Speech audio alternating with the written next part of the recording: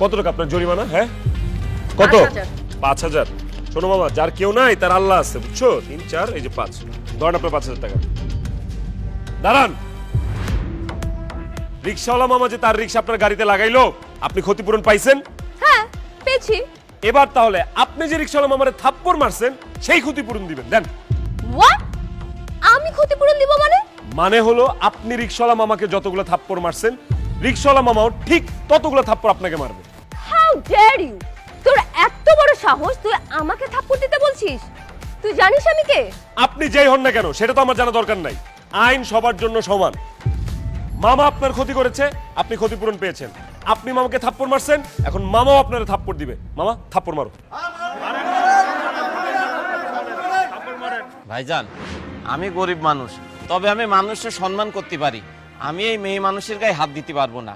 তবে উনি যদি কান ধরে উঠবেশ করে আর আমার কাছে মাপ চাই, তাহলে আমি উনারে মাপ করে দিতে পারি।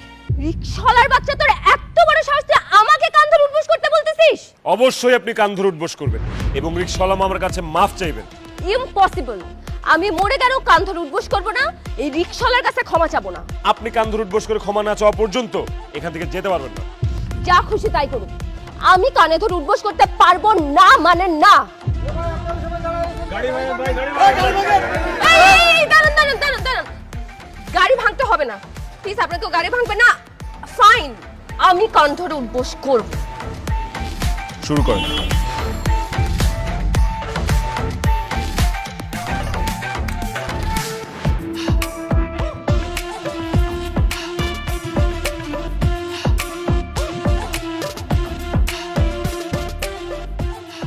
দাঁড়ান, এখন মামার কাছে ক্ষমা চান।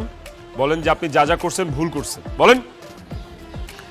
আমি সরি, আমাকে ক্ষমা করে দেন। Very good. ভবিষ্যতে আর কোন গরিব রিক্সাওয়ালার সাথে দুর্ব্যবহার করার আগে অন্তত 100 বার ভাববেন, কারণ এই গরিব যদি খেপে যায় না, আপনাদের মতো বড় লোকদের এর চেয়েও বাজেভাবে অপমানিত হইতে হবে। আই মামা চলো।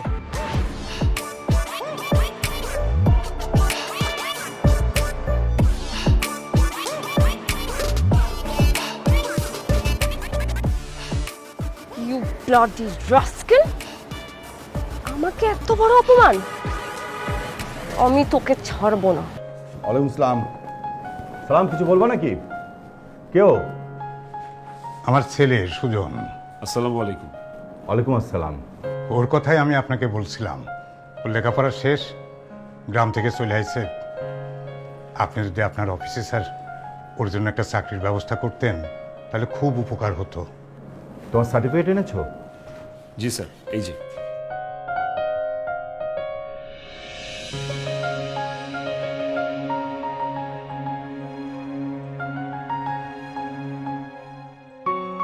বাহ, তোমার রেজাল্ট তো খুব ভালো। তোমার ছেলেকে আমি অবশ্যই আমার অফিসে একটা চাকরি দেবো। দেখ, তুমি জানো আজকে কি?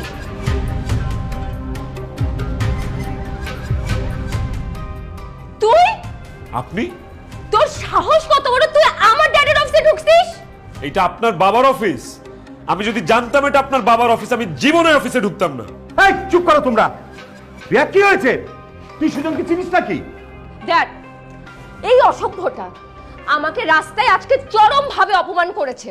রাস্তায় সবার সামনে আমাকে আমাকে কান ধরে উঠবোস করেছে। সুজন, ম্যাডাম এসব কি বলছে? তুই তার সাথে এরকম বাজে আচরণ করছিস কেন?